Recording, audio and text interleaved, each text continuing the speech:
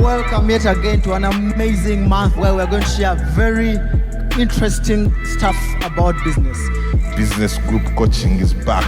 This business started in 2019 on the cusp of COVID. Right now, the entire organization has over 30 people. If that is not growth, you see what I meant when I told you we were bringing somebody with results to show? That the reason why I need to have this is that people who follow me are mostly sinners. So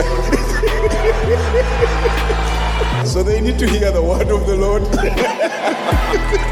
So he knew how to calculate cost of goods, he knew how to purchase, he knew how to price, he knew how to repair, he knew even how to collect debts. You strongly believe Jesus was a businessman? Yes. Anyone who sets up a business to work in it, you created a job for yourself, that business will fail. When the leader sees small, the business is definitely going to stay small, and so is everyone in it, trapped in the smallness. Exactly. You who think the business people are not in kingdom business. Ooh. And I would like to introduce to you the people that you see in front of you. Some of you might be wondering, some of you have probably already interfaced with them, but allow me to give you a quick, short bio of who they are. Yes? So allow me to start by introducing the lady on my right, and her name is Angie Morenga. Yes, I hope I pronounced it right. She's a visionary leader, a storyteller.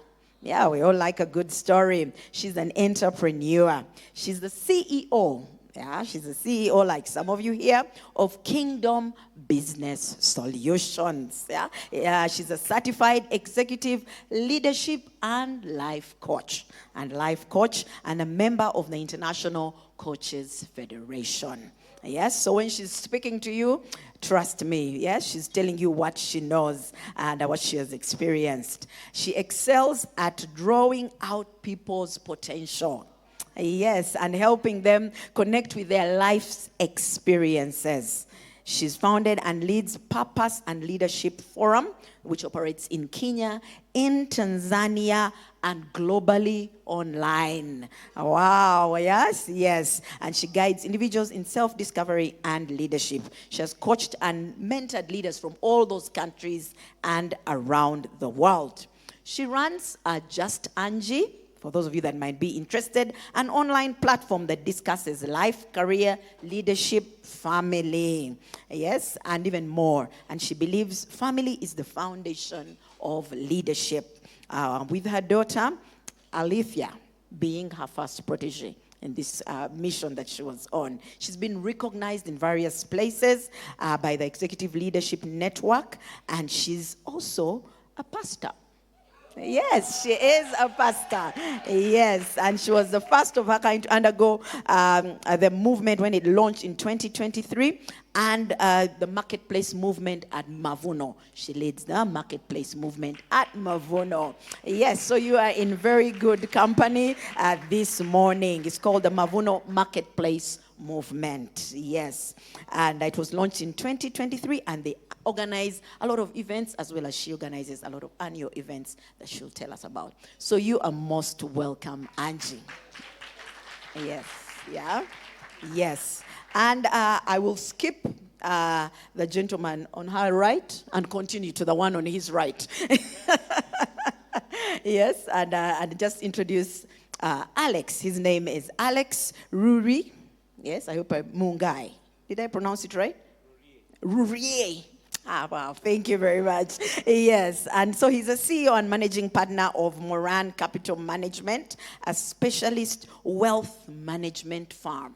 Come on now. Yes, which was founded in 2011. He's a finance professional with a proven record of over 20 years. Yes, in senior management roles in accounting and finance, insurance, fund management, and international banking operations. So you're also in good hands. He's also part of Mavuno. Yes, so you're in good hands, like I mentioned earlier. He has a master's in finance from the University of Kent. Yeah, where is your master's from? Come on now. He has been engaged. in numerous educational pursuits. Yes, yeah. I saw some of you not impressed. I was like, but these guys, do they know? And he's a regular guest on different investment and finance platforms, conversation. And together with his partner, Vera, who is here with us, they are family life coaches. You're most welcome, Vera. Yes. So you're in good hands, like I told you. And of course, allow me to introduce. So clap your hands for Alex, guys. Come on. Yes. Yeah, you're most welcome, Alex. And allow me to introduce a man that many of us might know in the room. Yes, but for that person, that one individual that you don't know him yet, yeah, you're going to know him today. So that one individual, so Angie, it's you. Allow me to introduce to us a man. He's a father, he's a mentor, he's a business coach, yes. He's a lover of men and marriages. He likes marriages to thrive, and he likes to see men just live up their full potential. Yes, he's passionate about businesses, wants to see them scale. He's a director, of one of the largest pharmaceutical companies in Uganda, Vine Pharmaceuticals. Yes, we like to call him director in Worship Harvest. There's only one director. The rest, don't tell us they're directors. But when we say director, we're talking about one man. So welcome with me this morning, Director Grace Munyira, to the panel this morning. Yes. All right, so you can be comfortable. I don't know if there's a link that people are sharing out there. It has been shared so that our friends who are not here with us can also tune in. And so we want to kick right into it. And today's topic is really resilience in a volatile economy. And so I'd like to just start by asking you to explain to us, to just define what is this volatility that we're talking about in an economy. What does that even mean for someone that's out there, for you, and in the context of the country that you're from? Because the two of you are from Kenya, and Director Grace is from Uganda. So I'd like to start with you, Alex. How would you define volatility? Really? All right, thank you very much, and I really appreciate the opportunity to have this conversation this morning. And volatility is a conversation which has been there for a long time, but because it's changing in its nature, it's becoming a more intense conversation, and essentially introducing what you call uncertainty on what happens. You know, a lot of times certainty and clarity gives people a lot of comfort. They can predict and plan what needs to be done, but uncertainty is part of that volatility in various areas. We have changes which then we can't predict, and that creates volatility in various areas. I'll give you, for example, we have a framework called PESTEL. So political changes, so political volatility is something that used to be predictable and now is becoming more and more aggressive. The changes are more aggressive. The predictions used to be every 5 years you have elections. Now we are pushing halfway through at year 3. We are rethinking what changes, what decisions we made. You have economic volatility, and that is what you knew in terms of how productive an economy is. Things change. Things you depended on, or businesses you knew to be successful in the economy, things change, and how business is done. We are moving now easily to what you call share economy. We call, instead of being in mankind, we move to mindkind. So there's volatility in how business is done. People want to work from home. So there's change in how you decide to house your business employees. Are they going to be in the office, or are they going to be home? Am I going to employ older people? Are they going to be on contract? All these things are changing. So you have social changes as well. One time Gen Z didn't talk, now they're talking. You know, so suddenly, who do you pay attention to? You used to think middle class, now you're thinking, hey, it's a generational issue. So there's changes in who is your consumer, who are you addressing? Social media has changed how you report in media. So there's changes there. There's technological changes. So there's volatility because the speed at which technology is changing, what we used to discuss things like VUCA, you're now talking of bunny, because the rate at which change is happening in technology, you can no longer predict what happens. We moved from volatile, uncertain, complex and ambiguous. You're now in more brittle and things which essentially are non-linear and incomprehensible. The changes are so fast you can't even think what's happening. So that is the technological change and climate issues, environmental. There's a lot of change. There's floods happening, and those floods affect businesses in various ways, as well as legal changes and things that you have seen in Kenya recently around regulations and those kind of things. So all these things are causing volatility in that in my planning, there's some unpredictability. And that means I have to keep up to it, and my planning needs to be very agile to be able to keep up and be successful in the future. But the future success is what gives me comfort, and currently some are not comfortable, but others are very happy dealing with that volatility. So those are the kind of things we look at in terms of what is volatility and what are we trying to manage. All right, thank you very much, Alex. Yes, that was awesome. Yes, I liked what you said. It's no longer VUCA. We have moved into bunny now, which is a whole other thing altogether. Yes, Angie, as a leadership coach, how would you look at it? How would you look at volatility, really? So thank you so much. That was such an amazing answer. Can you hear me? Thank you so much. That's a really amazing answer. I hope I can be different. Can I be different? Yeah. Can I approach from a different side? So I really love his explanation. There's no need of going into it. He's really explained it well, and that's what's happening. But as I was reflecting on coming here today, the one thing I kept feeling, it's good that you mentioned uncertainty, but I kept thinking this is a kingdom event, isn't it? Yes, it is. So kingdom business, the one way that you can be certain is you have an instruction from God. If you have an instruction, that's why Pastor Sharon said that some people during COVID prospered and others didn't. I think one of the things that we can counter this volatility with is being certain and doing business with a clear instruction. And now I'm bringing the spiritual angle into it. If you know that you heard God and you know that this is what He's calling you to do, then we've got to keep doing it. That's what we've got to keep doing. That, as a coach, that's what I would say. There's all the things that are happening and we understand them, but there has to be a counter. The counter is, I am certain, I know that this is what I've been called to. I have a relationship with my God, and therefore I know that this is how I'm going to take things going forward. So how I would counter volatility is by being certain. And the other thing is consistency, because I can only share from my life. I've been in ministry 18 years. Before that, I worked for 17 years in hospitality, 4 years in sales and marketing, and now what I've been doing for 18 years. So that math is what? 17 plus 4 is 21. 21 plus 18 is 39 years. But the one thing that I know, so being in the marketplace for 39 years, so one of the things I know that counters the volatility, yes, the volatility is there, but we need consistency, and we need to be certain, and we need to follow the instruction. And I don't know at which point I'm going to answer this, because I don't know whether I'm answering your question.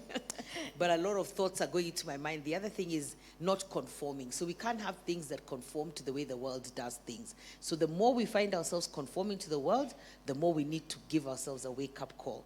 But there are things that we need to conform, like taxes. We have to pay our taxes, because even Jesus paid taxes, didn't he? But there's a way that we have to understand that if I am called to do this business, and I'm serious about it being a kingdom business, then there's a different approach, a different attitude, and how I can overcome hurdles. Because life is about hurdles. But all that volatility is, how am I going to overcome the hurdle? But I think even answering, just from what Alex has shared, which is absolutely brilliant, is also just being able to know what's coming. And even you can know that through prayer. You can know exactly what you need to do. There are people who knew to close down, like I closed down my leadership training in 2018, November, without really understanding why. So it was just an instruction. And I didn't know why. Then the next year, COVID hit. and we used to do training in a room. So we recorded it and now put it online without really understanding why. Does that make sense?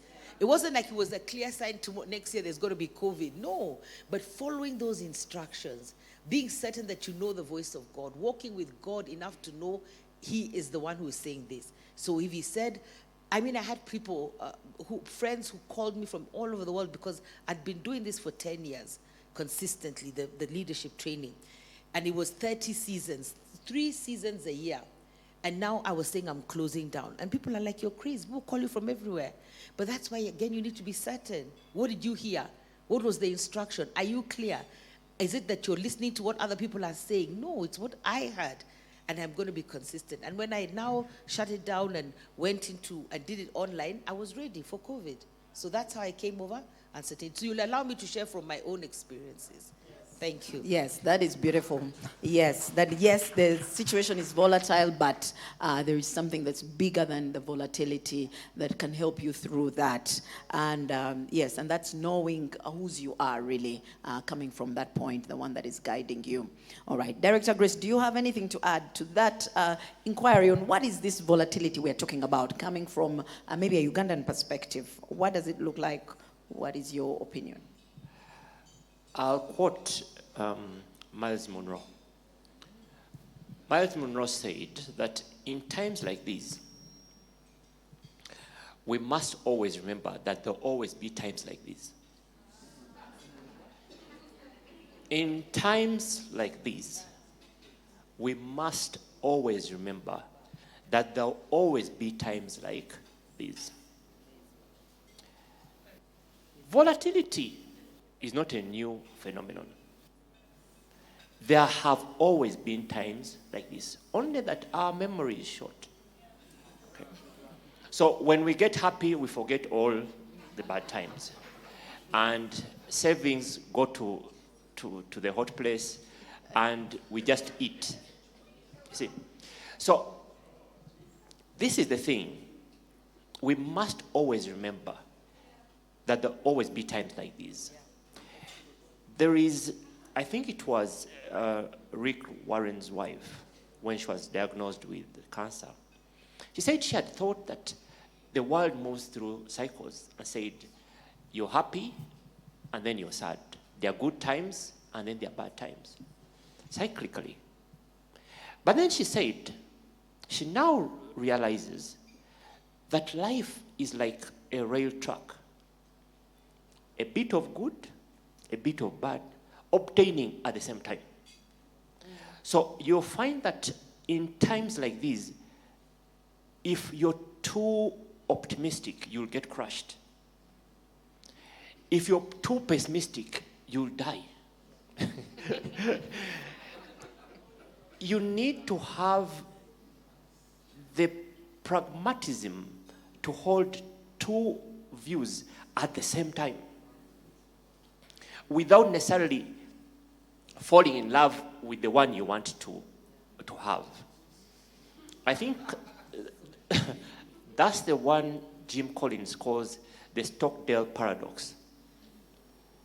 To confront the brutal facts, but also have unwavering faith that these two will pass. I'm told that by the time you're 35, you'll have lost or changed your job 3 times. In between, you will have had no job. How do you handle such a level of uncertainty? And you see, we must plan for uncertainty at perhaps 3 levels. 1, personal crisis.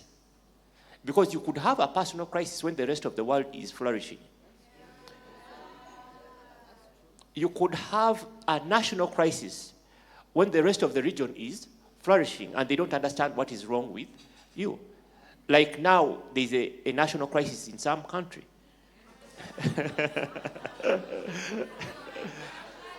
Yeah. And you could have a regional crisis, maybe within Africa, where, Africa is classified as a way. I think for me it is this. Know that crisis is not new. Crisis will come. Crisis will be here. But good times will also come. And what we do in the good times will determine how we will thrive or how we will go through the bad times. Some companies inevitably will have to die. Because when the times were good, they actually did nothing. You will reap what you sowed. There is no way of preventing that. So if you didn't put in place any measures, then you must pray for your company and have a requiem mass for it and bid it farewell. And then you learn. You learn. And in the next round, you'll be better. One thing I have to add is I was reading about these, and then they said the one thing that is true is that right now the crisis, whatever it is, will come a little bit sooner, a little bit faster than they used to. So there used to be about a 7 to 10 year cycle, but now they're thinking maybe every 5 years you'll have some form of crisis. Wow. Thank you very much, Director Grace. Thank you for explaining that to us, really, that these things will always be with us. Even the Lord mentioned it, the trials and tribulations, you will face those, but be of good cheer, for I have overcome the world. And even in the Bible, we see many people that went through volatile times. Even Jesus went through some volatile times. I mean, they wanted to kill him. Yeah? So I don't think anyone wants to kill you. Maybe they do, but I don't think you're facing death to that extent. So Jesus went through even tougher times, volatile times, than we did, or than we are going through. So thank you very much, Director. Like you said, sometimes we just forget when things pass, when we are feeling happy. But these times are always there. So over to you, Alex. Because the topic really is resilience in this volatile economy. Resilience really is the capacity to withstand, to recover, to get back up and continue even through the time, so that the thing doesn't kill you, really. So what are some of the strategies in your experience, and based on maybe businesses you've seen, what have some of these people done that you feel people could benefit from? Because yes, we all know what is happening, but now we want to say, how do we build the resilience? What do we do? So as a finance expert, what are some of the things businesses could do to be able to build this resilience and survive, even as we wait for, for this wave to ride this storm into something else? Yeah. Oh, thanks. So the first thing you want as a business is to build a team that is constantly checking what is changing. You want a team that is constantly checking what's going on, and then monitor what those changes are and how your business is going to respond to them currently and in the future. Because some changes require long-term planning, some you can make immediate changes. So first of all, you need a team that is constantly monitoring what are the changes. That's very important. Now, for me, from a finance space, there are two areas you need to manage. The cash flow, your balance sheet, needs to be able to respond to changes. That means you need to have the financial resilience to be able to overcome. I'm sitting here and there's a lot of pastors. I deal with a lot of churches. And one of the greatest challenges during COVID was seeing pastors not getting paid. In Kenya, some of the churches have invested heavily in real estate. And at that point, you found that people have stayed home. People are moving from offices, they're staying home. So these offices, they don't pay as good rent that they used to. And some of them have, I dare say, tenants who are generally lawyers a lot around Upper Hill and those kind of places where the rents were very premium. Now, during COVID, you try to take your tenant to court for not paying rent. Your tenant is a lawyer. He's saying good luck with that. So you're not going to sustain, all right? So the question we then had to address for them is portfolio structure. Because in your business, in your activities, there is something called other lines of income. The question was, what are the other lines? If you look at investing, if you invested in the stock market during a crisis, most likely it's not where you're going to turn to. If you invest in various areas, so you need to understand which are the defensive areas despite a crisis. Yeah. So when you think of some assets you can put in to your portfolio to defend, because I understand maybe a business runs 100 million a year, 10 million a year, 5 million a year in revenue, or $1 billion a year. One of the things you should be building as a defensive system is assets in your fixed income portfolio. For example, your bonds, government bonds, sovereign bonds, and those kind of things, which will give you 19, 20%, 23, depends on which country you're in, you can get some of that. That needs to be packed into your portfolio somewhere. And it's a very delicate decision because you have a growth decision versus a decision to hold assets sitting somewhere at 15%. But you've got to know one of your key assets is your staff. And if you cannot pay your staff, your business will tank. So one of the key things we look for in resilience is either your product can be able to withstand. People in the financial technology space are able to withstand that kind of thing. People in payment systems are able to withstand, because the moment you all go home, the one thing you need to do is pay online and those kind of things. So which business are you evaluating that you can invest in and be able to be resilient despite the cycle? As my good friend has stated, cycles are 5 to 7 years. That's what we used to know. Yeah. So you could plan for 5 to 7 year cycles, but now you're finding shorter term cycles, and God has given you the wisdom. In fact, even as we pray, God asks himself, but I gave you the knowledge. You're not applying it. Some of the knowledge is right in front of you. If you're going to buy bonds from government, of course, there's a question of, will government pay? But you always know that government pays on the basis of your blood, which is your tax. They either will borrow or they will print money. So they have options that corporates don't have. So quite frankly, your business is riskier than the government anyway, despite us rejecting whatever we are rejecting. The government is more secure than your own business.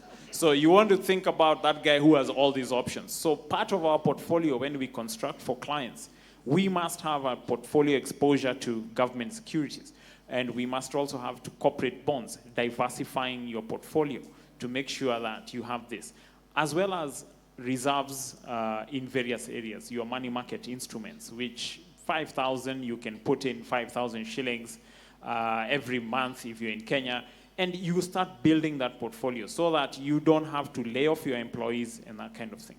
So the second strategy, so one is build a reserve. The second strategy, especially if you're sitting here as an individual, you quickly need to look for what we call a redundancy cover. So your insurance methodology is going to come into play. So part of your risk management is to have insurance.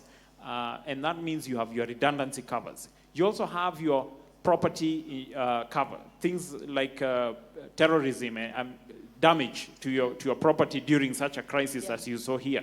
You need that because whenever a crisis comes, it comes with other issues. You need that property cover. You need business insurance. You know, there are businesses which will be affected in their profit because during the crisis, something happened, you couldn't make money. About a year ago, some people broke into the previous president's property, and they enjoyed a few of his cattle and sheep. And of course, once they're insured, of course, when there's a crisis, you are able to get paid. So the question is, if you didn't have that risk management methodology, that crisis would affect you because people ban people's hotels and those kind of things and houses you saw somewhere last week. So you need to have that methodology where you have risk mitigated your business. But more importantly, much as I say you are, I sit and discuss from a finance-based angle, I am a very strong believer in God's ability to handle whatever crisis you're facing. So you do need to have a good, healthy amount of faith that God will cover your business. Because irrespective of what financial structures you put in and risk management, you generally need to know that despite all that, the person who's going to give you the cover is that blood of Jesus. So you need to have that very in good, healthy doses. And don't even be shy of that fact. When people ask me, how have you mitigated your business? Yeah. I tell them by the blood of Jesus. The others are Amen. details. Amen. Yeah. Amen. That's amazing. Yes, that is definitely our favorite point. Yes, because when you are talking about have a reserve, people are like, oh my goodness, I don't have a reserve. Yes. But we've been taught about having that reserve, yes? They're always telling us to save. Make sure your business has that account that you're saving. That's where you pick that reserve from, guys. That's where the reserve is coming from. Paying for insurance, it comes from the reserve. So thank you very much for saying some of those things to us and just reminding us and affirming what we've been taught over and over again. Yes. I would like to just ask the director to speak into that business that might not have a reserve. What are some strategies that we can use in these volatile times? How do we build this resilience if we hadn't prepared? What other things can we do? Yes. If you haven't prepared,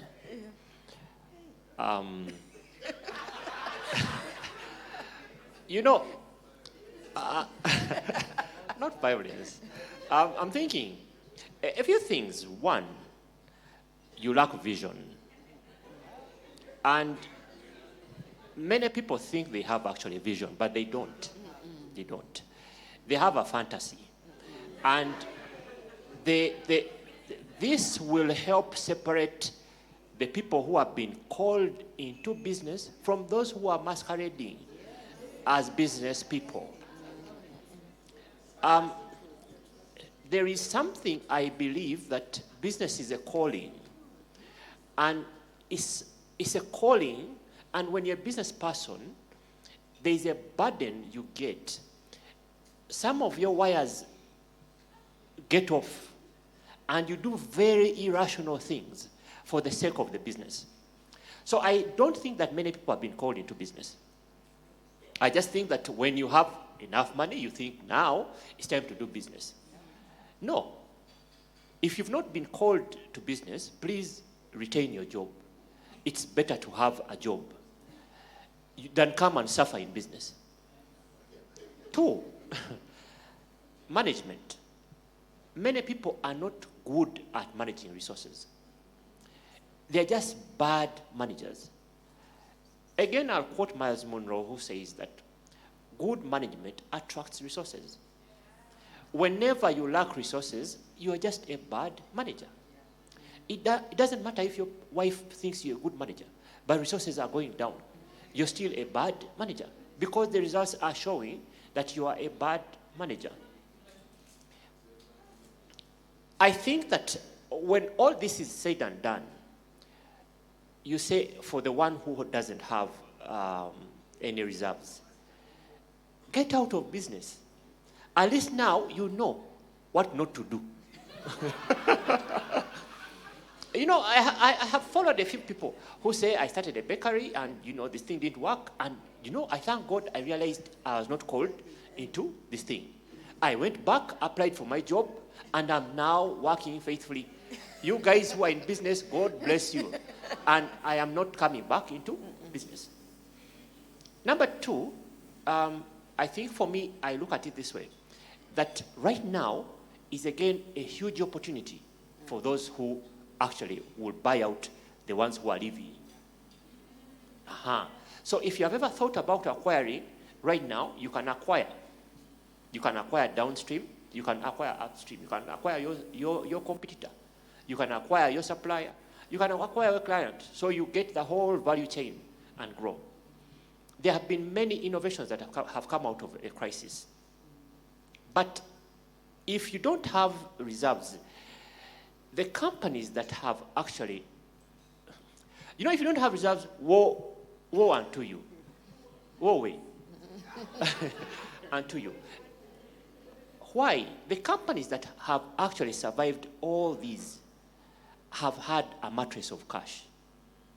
Even as a human being, you're bound to find challenges along the way.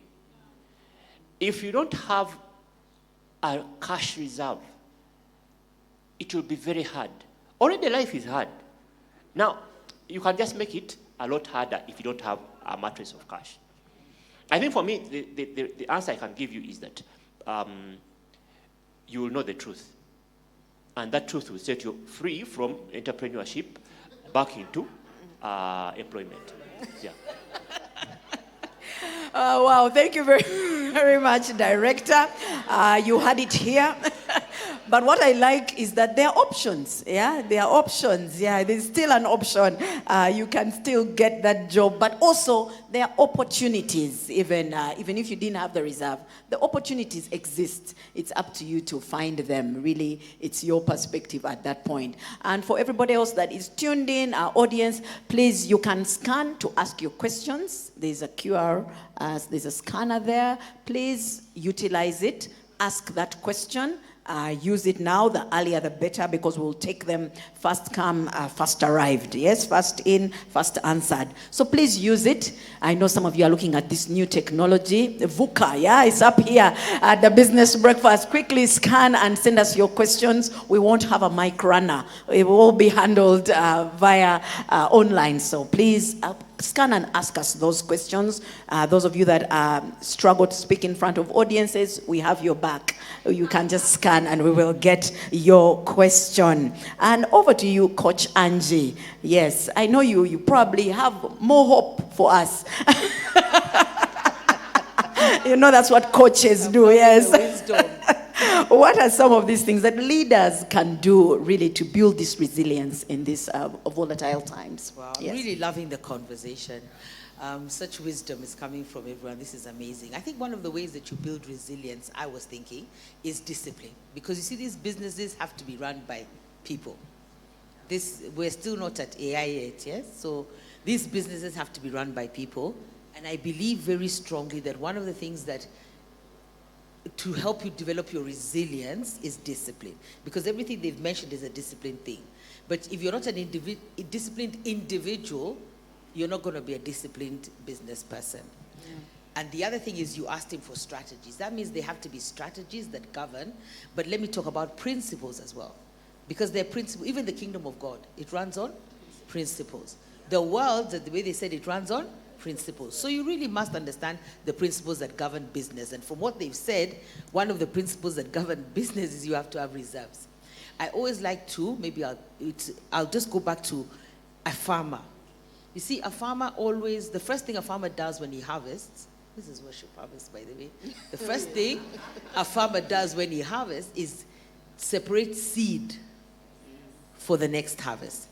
Because he cannot celebrate, like Grace has told us here, he cannot celebrate and eat all the harvest.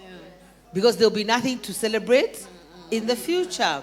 But you see, sometimes it seems so simple, but I think that's, even bring it down to your level.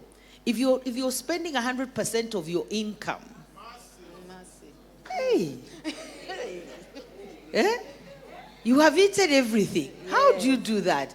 So, because there's nothing for tomorrow. But sometimes, I think you can allow me to say that because we're all Africans, it's a very big African problem. I don't know why. We don't think about tomorrow. We live for today. And that is it. We don't even want to know about what's going to happen tomorrow. So don't take that indiscipline to your business. But I also feel it's a journey that starts with the discipline of a person. Because those people then have to lead the business. Yeah. And then the other thing about resilience, I was thinking, in terms of coaching, because as a coach, I would advise you to get a coach. If you cannot pay for a coach, it is very important to look, because I was thinking of the same thing as modeling. Because you see, coaching and modeling go together. You must look at businesses that you could model yourself after. So whatever business you're running or leaders that you could model yourself after. And then when you do that, then you study what they're doing. Yeah? If it's a good person, you study what they're doing. If you can't pay for a coach, then find a leader who you can sit down, because what I love about coaching is you hear the sound of your voice. So even the things that you need to understand about the future, You begin to hear them because you say them out loud. Many of us, actually, if I could say 90% of us have the answers within us. 90% know, like Grace said, you're not a business person. You just want to go into business. You haven't thought about it. You are not called. You have no vision. You have no plan. You have no reserves. You don't even know what you're just there. It's terrible. So you have to think about it. So sit down with someone. Use them as a sounding board. Say, this is what I'm thinking.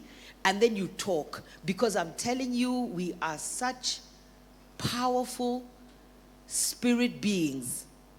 And especially even more when we're connected to God. That you will know.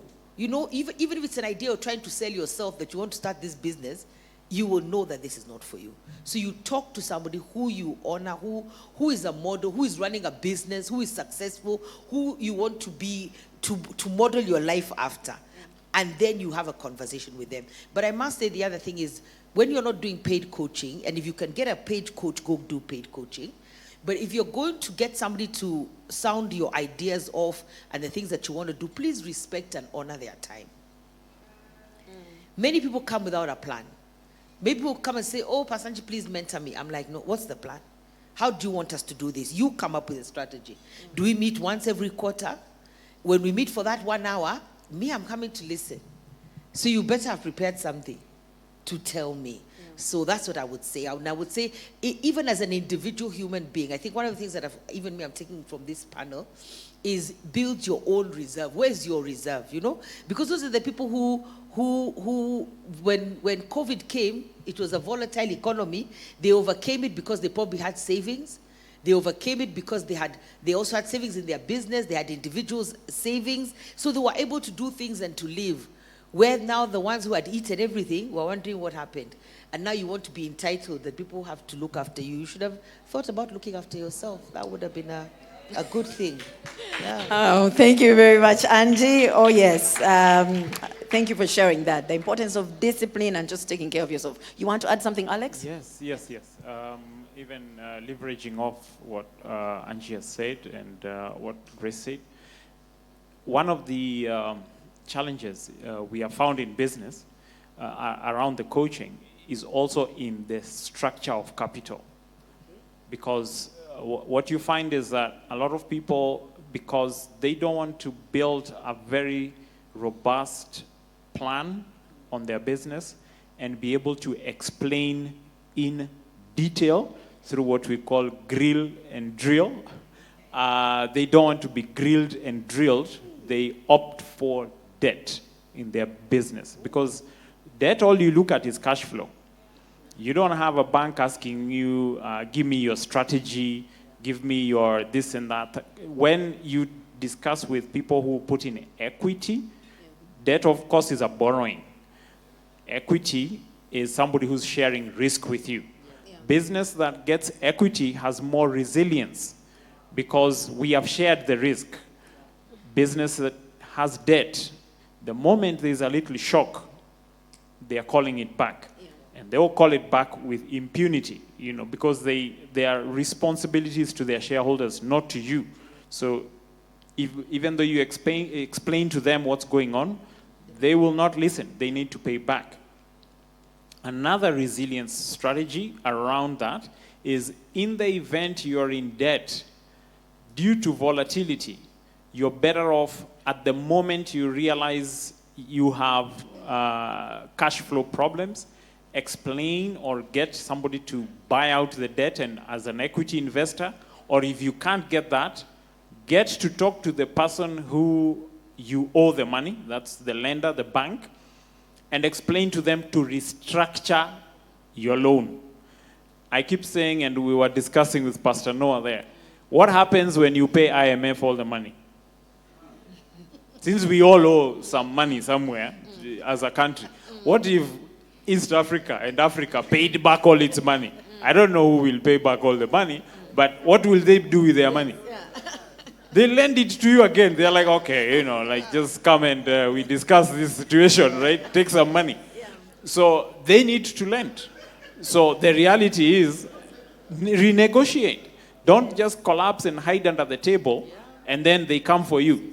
When they come for you, that is going to be rough. But you want to push them before they come for you and tell you, can we restructure this from a 10-year term, 20-year term, find out who's cheaper, reconsolidate your debt. Make sure you don't become the first to sink because you are not communicating. So communication is one strategy that is very efficient when you come to managing volatility. So your capital structure. Yes, I like what you said. I find, I don't know who said this, but he said nothing fails like success. I find that even the people I coach, when the business begins to take off, they stop coming. And so they wait.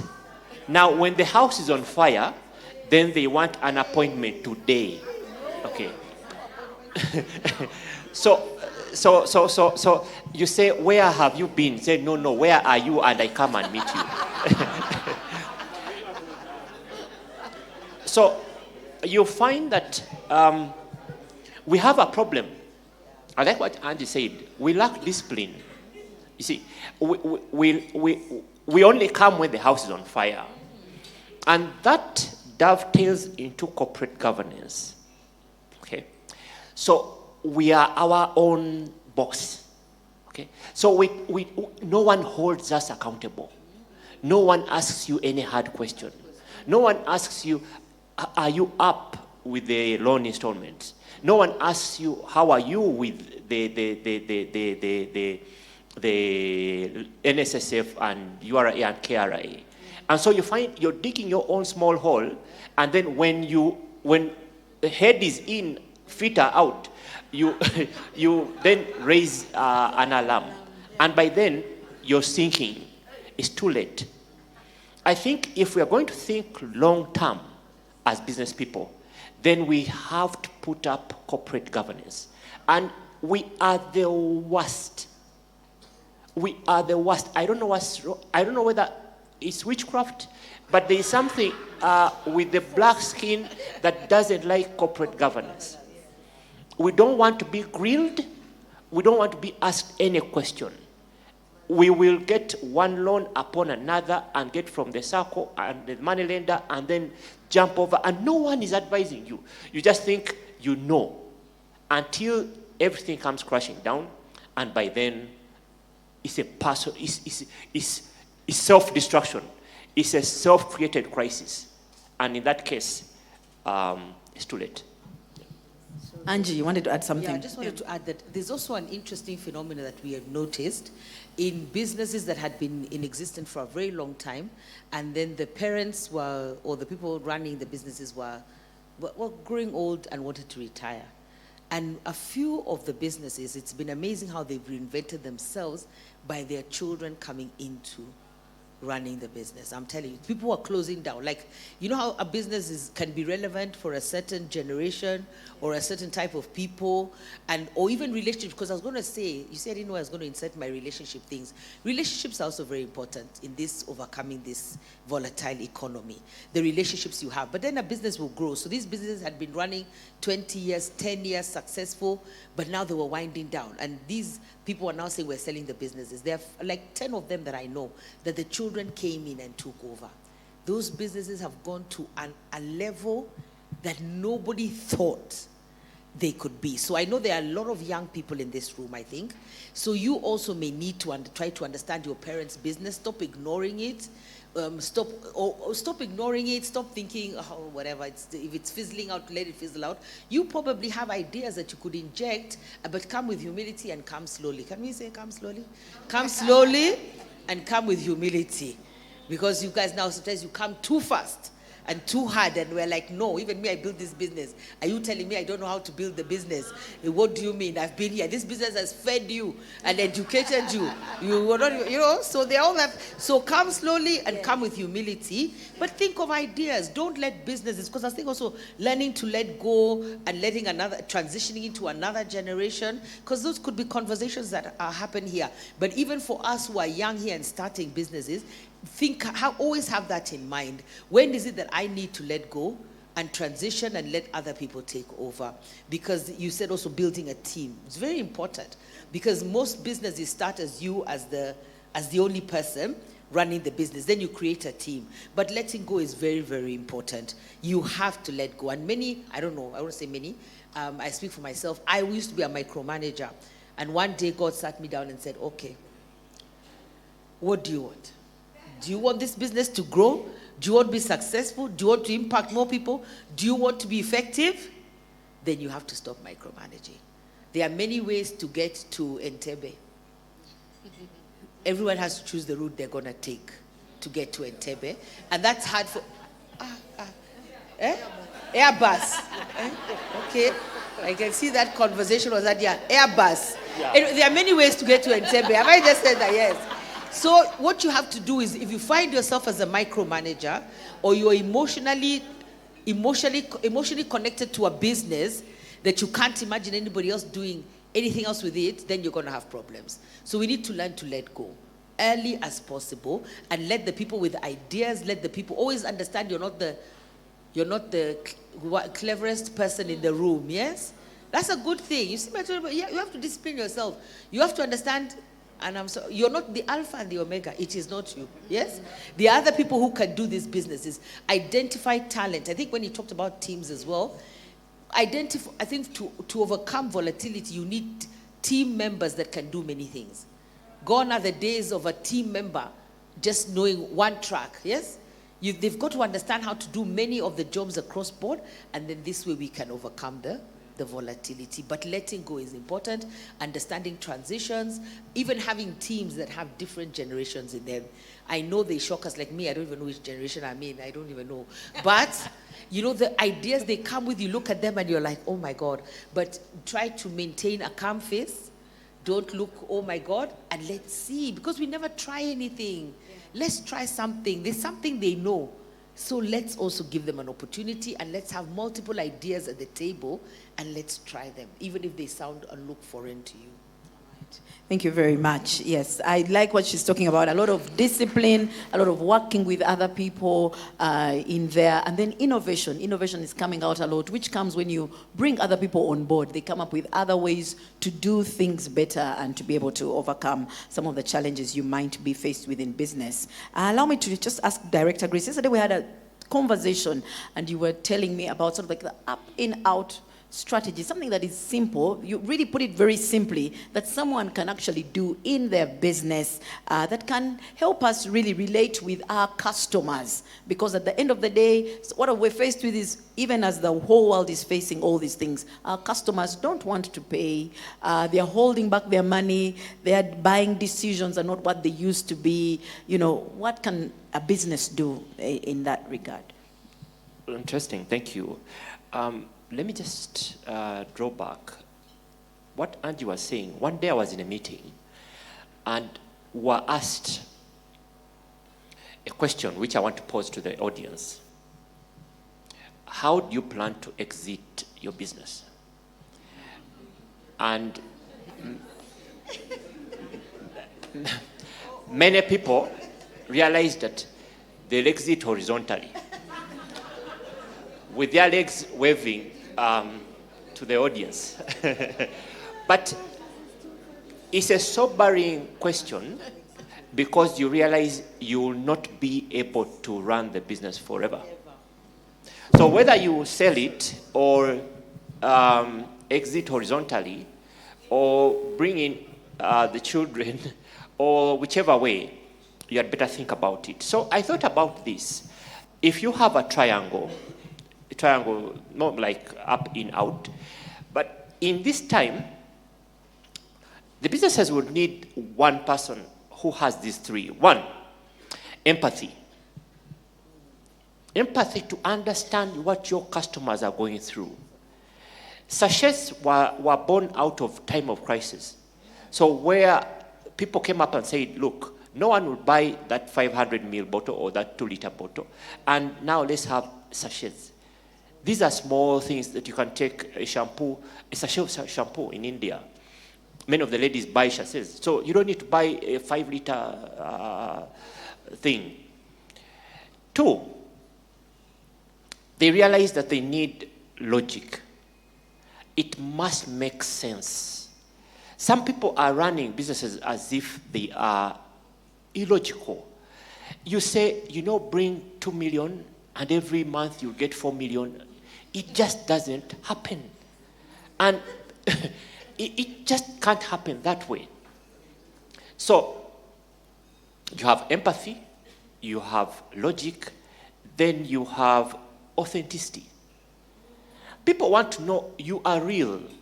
In the world of fake news, everything fake. They want to know you're a real person. And sometimes the thing that we lack are real examples that we can see and relate with. They say, look, if so-and-so overcame that challenge, I too can overcome. The thing is, we see people who are hugely successful and we don't know the path and the route that they took. So when you draw that triangle of empathy, logic, and authenticity, then you're able to come up with strategies that will help you survive and thrive through the crisis. Thank you very much, Director. I thought that was a good one, and I didn't want the people to miss who might not have had a conversation with you like I did. So, yes, so that's my gift to you guys, yeah? Director sharing from our conversation, yes. And you've really shared, and that's good. And it's a very simple thing to do, really, having empathy, being authentic, and logical and by the way, thinking. These all cost zero. So you don't need to borrow, you don't need to mortgage, you don't need to... No. Yeah. Yes. You don't need to do any of those things. They are free. They are free of charge. And when you talk about logical thinking, have conversations with other people. You know that we don't like to be very accountable, and which, sort of hinders our logical thought process. Sometimes you don't have it, so it's always good to just go with somebody and have that conversation and see what they're saying. Alex, do you have anything to add to that? Yes. Yeah, you just read my mind. I was just calculating when I'll ask you that this bit. Most families, and this is an issue I said at the beginning, Africa, the global wealth is about $204 trillion. I say that a lot. $204 trillion. How much do you think is with the people sitting here? Of the 204 trillion. At least I can tell from the table where I was sitting, there's a fairly significant amount of that. It's true. Yeah. So maybe check. But anyway, the point is, Africa accounts. Africa accounts for 1% of that 204 trillion. Africa accounts for 1%. That means if we are trying to build resilience, if you're going to go to somebody to help you, Africa is not exactly where you're going to for help. So we need to happily build that. The group that is very determined to build more dollar millionaires in Africa. We are 1% of the world's dollar millionaires. There is 14 million dollar millionaires. The ones with $1 million and upwards in the world are 14 million. Africa accounts for 1%. Now that means we have less friends to call when things are thick. Now the question is, we have to build more people for resilience. Just like climate change, you need to bring good climate in your environment. So one of the things that we find very important in building wealth and that resilience is what we call wealth symmetry. That means most people, when things get thick, don't communicate even at home, don't communicate in the business. We are Africans. The men don't tell the women their problems. They don't tell the family their problems. So you continue digging a hole because you think your people, your employees, your partners cannot deal with the fact that things are thick. But they can all see. They know. I've seen people made redundant and they still leave the home in a tie. And go, because you can't tell, okay, but that means somebody at home is also accommodating if you say that you've been made redundant. So we need to have what we call wealth symmetry. That means everybody should know what's going on. Just the same way I said you should tell the bank or your lender, and you should anyway be there, but if you are there, you should talk to them. But the other thing is to talk to the family. Because when things get rough and you need your business to be resilient, you need to cut back, what we call on having positive jaws in a business.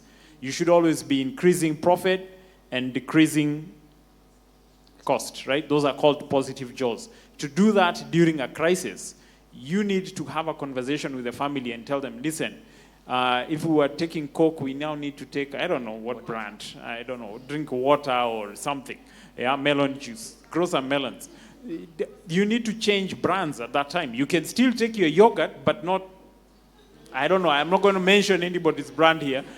So if you're taking something, cut costs. You know, if you're taking meat, you just need protein, get a bean. You know, like you just eat beans for a few days. I know that's not very popular in Africa, but you kind of need to, is it more expensive? So you might say beans and they are more expensive. So the question is, what measures do you take to ensure the people in your household are happy to accommodate your austerity? Because it's a circumstance. It's time to change. We are not going to eat meat. We are not going to do these things. We're going to drive one car, not two cars, to the same place. What austerity measures are you going to apply? But then don't surprise people with austerity measures. You know, they didn't know this was going to happen. You know, guys just find half a paycheck. You didn't communicate. Yeah. So communicate that, listen, I'll give you half a paycheck for now, but when we recover, I'll be able to give you a bonus or something. You let people know what's going on, and you are able to fight off the volatility. So those things are very, very important. Have wealth symmetry. Call your people for an emergency meeting. Tell them this has happened. I've managed through crisis a couple of times, and one of the times that I've known it has been a challenge, it was the rate of response to the crisis. Yeah. We delayed in responding and telling the clients what happened. By the time you pick it up, they feel a certain way. Even though you have a solution, people feel a certain way. Yes. So I have learned now, make sure that the moment there is that crisis, the moment you see it's getting red, communicate early, guys can stomach the shock. Wow, and I just want to jump on that. We don't seem to be moving away from this question, but I was just thinking, if the wealth is out there with other individuals, there's that path of the wealth symmetry, but it also looks like we might need to go get money from these people to build our businesses. That could be an option, or from people who are more wealthy, or from the people where you're seated at the table where you're seated. Great. So now, I think that now brings the point where I was really feeling that there has to be an emphasis on your vision. You talked about vision. And being certain about what it is that you are called to do.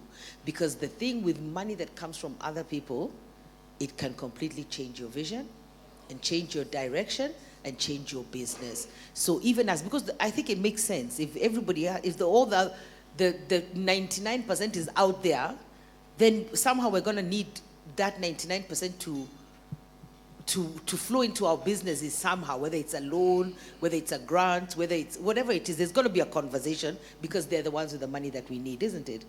So I think that's very important as we say this, that you really must be sure about what it is that you're doing.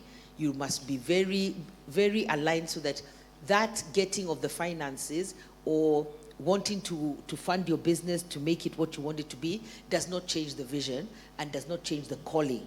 Because we've agreed business is a calling. So it cannot, so you must know that's the certainty that speaks to uncertainty. You must know that you're called, you must know and be clear what it is that you're being called to so that you know what parameters to set. It's like a horse when it's racing. They put blinkers on it so that it's not distracted and it stays in its lane. Yeah. All right. Thank you very much, Pastor Angie. And I like how you're wrapping it up, that it's important that you know that you've been called, but I think most important, who has called you? Alex earlier mentioned, a big bag of faith is what you need during this season, because really at the end of it all, God is still in control, and we have to, surrender the control to Him. Sometimes we fail to deal because we are control freaks. We think that we are 100% in charge, but we need to be aware of who ultimately is in charge, the one that has called us and loves us very much and definitely has big plans for us. Yes. And so we've come to the end of this part of it. I know they had a lot to say. Some people are looking at me a certain way, but yes, it's Monday morning, but we are going into just a session of Q&A. Yes, various people have asked, and so we'd just like to give an opportunity just to answer those questions that are here. I didn't mention earlier, but it would have been nice to know your name, your business name, and as I read your question, I have someone here, he's called John Wiseman, and the Wiseman has a question here, and it's talking, let me direct this to Alex. What measures do you take to maintain liquidity during economic times? And how can one maintain operational flexibility to quickly respond to economic shifts? So measures to maintain the liquidity and maintaining operational flexibility to respond a lot faster. Alex, do you want to take that right away? Yeah, I can do that. All right. So we look at various measures for liquidity. And sometimes what's amazing is people run too far to kind of find resources to manage their liquidity. One, any business and individual has a life cycle. So, and in that life cycle, you should know what is your response mechanism. In some instances, when you're starting business, what can you do to manage liquidity? And that's where partnerships are very important, how you get into business, because you don't have the cash flow nor the assets to be able to go to the bank and get some funding. So if you don't have the reserves, what you've got to have is have a proper plan that allows you to bring in other investors to help you, that you can actually show up some shares in your business and be able to call in some capital. But you need to have a proper plan, because we are not going to put money in a space where, you know, we have other options to do something with the money, and yours does not seem to have proper structure. Yeah. When you are in the consolidation stage, so maybe that structure works when, if you're an individual, you find that anybody with a business, you are 18 all the way to around about 40 years of age, your strategy is really, you're in the accumulate stage. You don't have a lot of reserve anywhere. So it's no surprise, by the way, let's not be unfair, because unless you got an inheritance or you have a business that has heavy cash flow generation, most businesses at the startup space or at the beginning are consumers of cash. So you're not holding major reserve. So you've got to have a good capital structure where you have people who can actually, you know, that's where you find venture capital, you find all these structures which can actually inject capital into the business. You have to have good shareholders. That's what I'm saying. So when you get up the scale and you've bought some assets and that kind of thing, you find people have a lot of idle assets. At least in this area of, you know, the world, Africa, I dare say, a lot of people, the first asset they default to when they start doing well is what? Land, real estate. Land. Real estate. So you've got to know that at some point you need to start liquidating those assets and putting them into fixed income securities, because banks, assuming you didn't want to run down your cash and you wanted to borrow, will be happy to lend to you on a bond versus on your land. It takes a bit longer to lend against property or those kind of things. I don't like advocating for lending. That's why I'm very clear. I would rather be liquidating my assets, which are idle, and you need to store up bonuses. You know, guys get bonuses and buy, what's the latest? Anything, Lexus, new one. I mean, I don't know. Why do you need the newest, the everything? I mean, those are things that you should do when you are happily generating excessive cash flows, not you're taking even the leverage from the bank to do it. You know, I mean, there's chasing the Joneses. But what you're doing is essentially you need to liquidate idle assets I dare say, there are times people have told me, but I have a property I was given by my parents. I'm like, listen, between your business going down, I'll go and negotiate in heaven why I sold that property. Me, I'm a fund the business. Yeah, and then I will buy some other asset later on and call it, I crossed the books, as we say in the industry. I just crossed the books. I moved from a property in the middle of Turkana, and I moved it to an apartment somewhere here, and here is it. I can give to the generation an asset, right? So you should use idle assets. People have 3, 4, 5 cars sitting in, and I have a car, my wife drives another one, and even the kids have another one, and we are saying the business is suffering, we don't know where cash will come from. Hey, you need to switch up and make sure that some of those things are austere. People have assets which they forgot. I find people in unclaimed financial assets. Assets have gone there from the stock market. They forgot they bought shares. And now they are very busy. And I don't know, the last check for unclaimed financial assets in Kenya maybe is north of 50 billion people's money. They don't know. It's money just sitting there. Relatives left their money, passed on. You've never checked. People have assets all over the place. You should, in any instance, if you're starting out in business, have a short-term strategy. You should have your money market fund. But if you don't have, you should have a SACCO. All right? It's a credit union. They help you, because if you know your cash flows will come back, sometimes you have a shock and liquidity can go down. You need to think about it. It shouldn't be your first port of call. But definitely, instead of firing and getting rid of your members of staff, you can always look at how to do that. So those are some of the issues that we deal with. Either you are liquidating assets, you have another line of income which can come from some idle investments here and there, you have a SACCO. But I think the most important thing is build a robust investment plan, business plan. People will be willing to invest in it if they can see the value in it. I will move on to that space for operational flexibility. Operational flexibility is very important. As you heard, my wife is here. She's head in finance and strategy. Vera is an expert in austerity. She thinks very quickly. There's one time I remember, maybe we went through just about 15 house helps in 1 month. I couldn't remember their names, neither their meals. They were coming in very fast, but she, doesn't do well with people who are not very precise. So she's high on operational excellence. So you have to have the thick skin to rationalize the business. And sometimes that decision is very difficult, but you've got to have that decision. In fact, when you enter C-suite, I'm sure those of you who are sitting in that space, one thing is your ability to flex the HR muscle.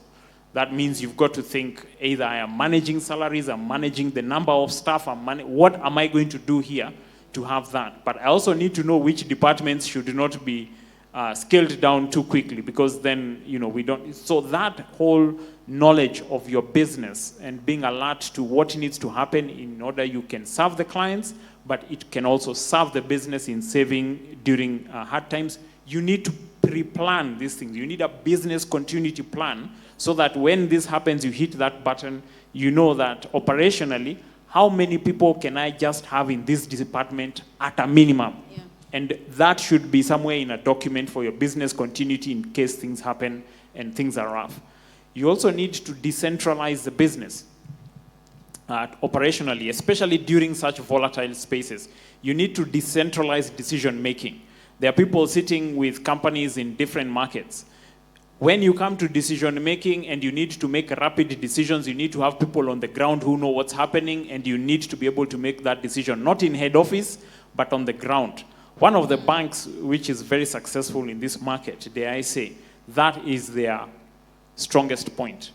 You do not need to meet the MD for decisions to be made. And if the decision was made at the branch, I assure you, even though you showed up in head office and cried your eyes out, that decision is as good as that decision. So there's no changes. That decentralization of decision making gives a lot of flexibility in the operation, so that if people notice there's a change in product, there's a change in customer, there's some change, we are able to respond on the operation. So that decentralization, while most people fear it, has a lot of help in the operational flexibility. All right. Thank you very much, Alex, for answering that. Wiseman, I believe you have your answers, but the rest of us have benefited. Director Grace, Shifra here, she works with straightforward financial growth, is wondering, in these times, how can businesses strengthen customer relationships to foster loyalty and improve payment reliability? Yes, especially, maybe I don't like to call them that, but the smaller businesses, yeah. How can customers? How can a business strengthen customer relationships to foster loyalty, which is very important in these times, and improve payment reliability? When you have a hidden agenda, human beings, we can easily sniff it from afar. That's why when someone calls you, sometimes you're like, okay, get to the bottom line.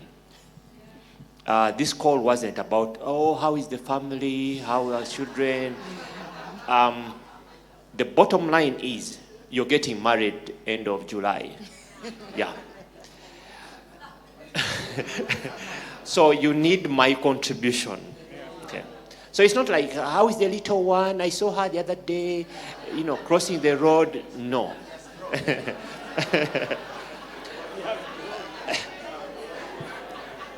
So, to strengthen that relationship, we need to be authentic. We need to be real.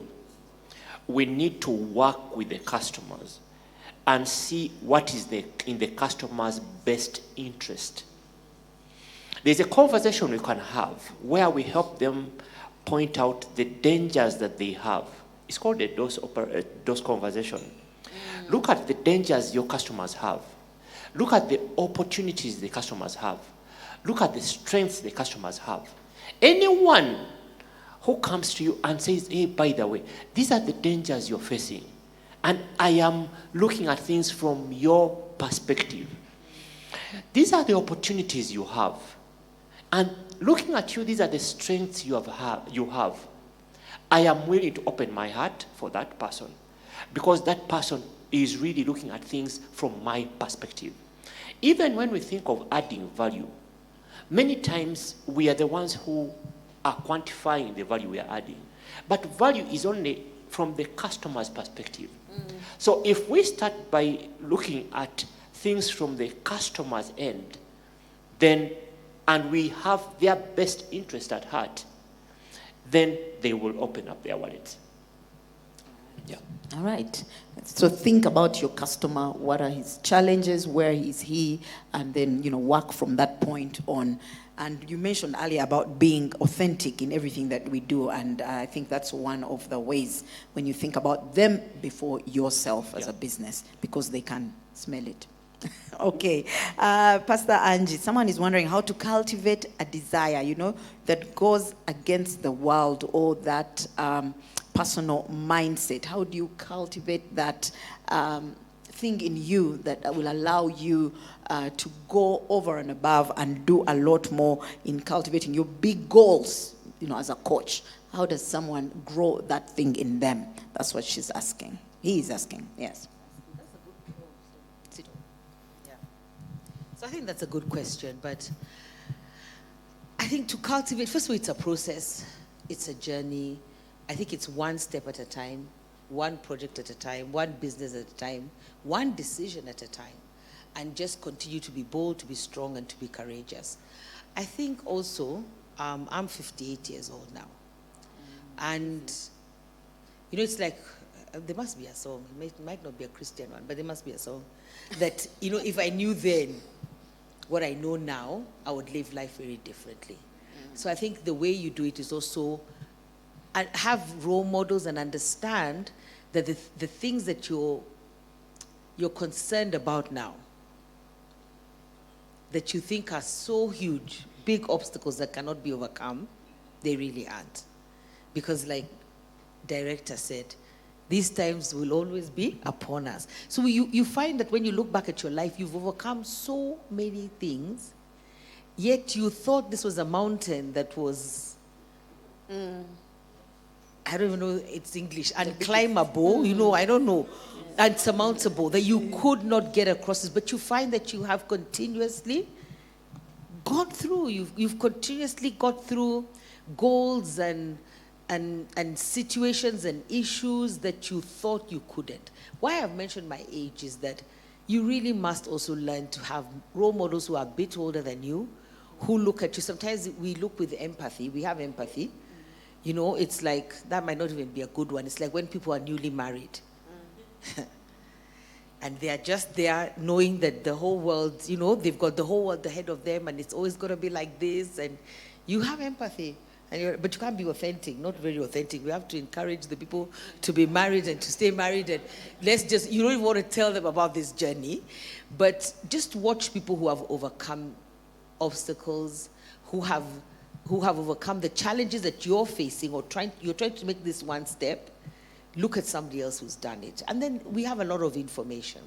We have books, we have so much social media interaction, we have videos, we have so much that you can coach yourself and grow yourself and psych yourself to always try to do more and to challenge yourself. And when you do something and you overcome that obstacle or something that you want to change in yourself, then keep going. That's, for me, consistency has worked. Consistency has worked. Customer, loving people, but not manipulating them, because the Bible says the spirit of manipulation is like witchcraft. So even in your customers and the way that you deal with them, make sure that it's not witchcraft, that it's not manipulation. But also, I would have said, start earlier. Start earlier. Be genuine with people. Not only when you can see what they can do for you, just be a genuine person. So I think the person just needs to start and to probably get a coach and somebody who can hold them accountable. There are so many answers. Accountability is important. This is what I'm trying to do. Because I don't know why as human beings we don't like to tell other people what we're trying to do. Like if you're going on a diet, let me talk to the women. If you're going on a diet, you are not going to tell that person who you know is going to be on your case. They're going to be asking you, I thought you said you're on a diet. So you're not going to tell that person. You don't want that negativity. Yeah, we don't want the negativity. We don't want the stress. We don't want the drama. So, but that's the thing with life. If there's something I want to do, then tell that person who you know will hold you accountable. Will hold you accountable. Yeah. And say, this is the one thing. I'm trying to get bolder. I'm trying not to conform to the world. Yeah. I'm trying to do the things that I feel I need to do. Because at the end of life, I think sometimes you get there and you find that you've just conformed. Your whole life. You haven't even lived yourself. You haven't understand who you are. Maybe you could even do, I don't know who the person is, but maybe you could even say, some people don't even know what their favorite color is, or what your favorite food is, or what's my favorite conversation, because you just go with the flow. So it's an opportunity also for yourself to find out who you are by just trying different things. Who am I? What do I like? Why do I think this way? Why do I value what I value? And back to Director Grace, why am I in this business? Because it's a business breakfast. Why are we doing this? Keep answering the why, the what, the how, and keep pushing yourself to do braver and bolder things. Because I think even that, I think we live our lives for other people. And it's something that the earlier we stop it, the better. That's why we don't share. You wear the tie and still go to work. Because you're living life for other people. You're not actually living life for yourself and as God created you. Wow, thank you very much. And I think she has wrapped it up well. You do not live for yourself or other people, but really for God at the end of the day and his ultimate desire for you and his purpose when he created you. That's ultimately the most important person to live your life for, because in it all, you'll be able to overcome if you're living for the one who created you, because he knows why he created you ultimately. ultimately. So thank you very, very much. So many questions, but so little time as always. But our panelists are still around, yes? So if you can interact with them and network with them, ask them those questions. All of you, thank you so much for sending your questions. I will give them your phone numbers to respond to you privately. For those of you that might be shy, they might be able to talk to you and be able to advise you. But allow me, please let us thank our panelists. Thank you very much, Director, Pastor Angie, Alex. Thank you very much for giving us your time, for being here, for sharing with us. Thank you very much.